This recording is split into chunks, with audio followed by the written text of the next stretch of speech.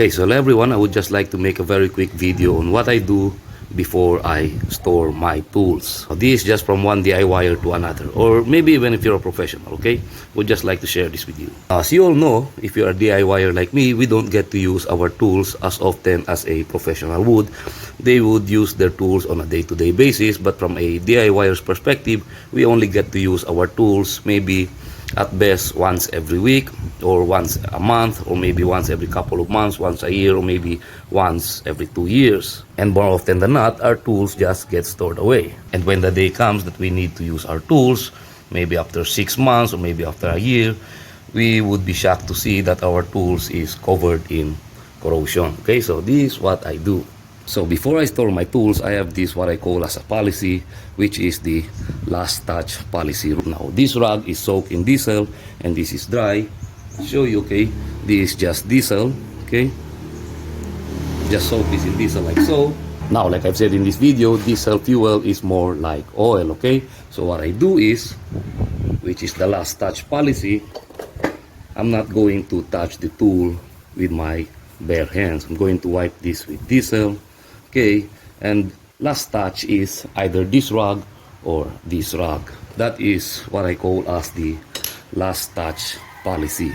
I'm not going to touch it with my bare hands, and the reason is your hands tends to perspire and there's moisture on your hands, and when you hold this, that moisture is going to transfer on your tool. That is why when you store your tool or tools 6 months down the road, when you open it, you would be surprised to see that it is covered in corrosion. So that is why I have this last touch policy, which is I'm not going to touch it with my bare hands, especially so if it's a tool that has a black oxide finish or coating. Now this also may be applicable with firearms.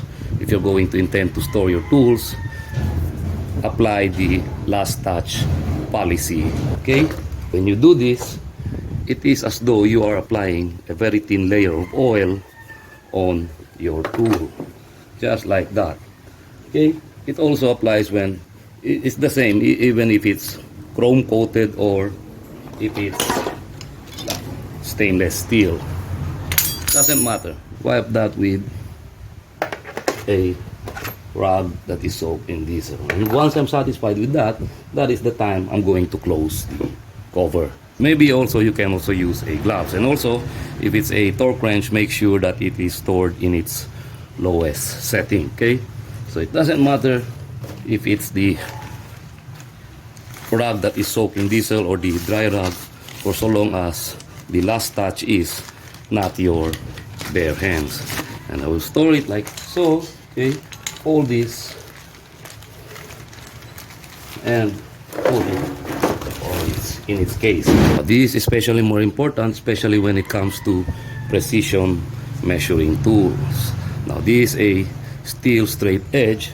We use this to measure the flatness of a surface, say for example like a cylinder head or the engine block. Okay, now you cannot afford to have corrosion built up on this edge, because this is the edge that we use to measure the flatness of the surface. I'm going to put it inside its box. When we need to use this again, we're not going to be surprised that the tool is covered in corrosion. Now it's the same with this dial bore gauge. Okay, I will also apply the last touch policy. It's a bit tedious, but doing this method is going to save you a lot of heartache down the road.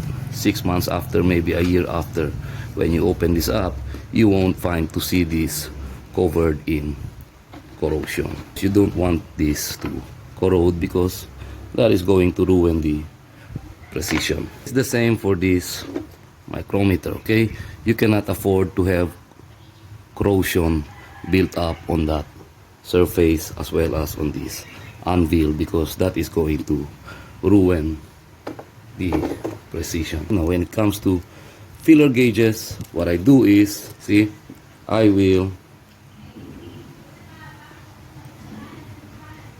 put this just like that.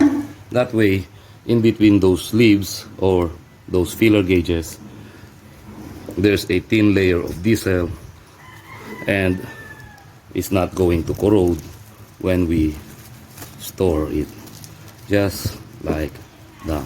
Okay, so anyway, I do believe that's it. I just wanted to share this with you. Okay, maybe you have encountered this problem, you use your tool, 6 months after, you find it is covered with corrosion. Okay, so this, like I've said, just from one DIYer to another.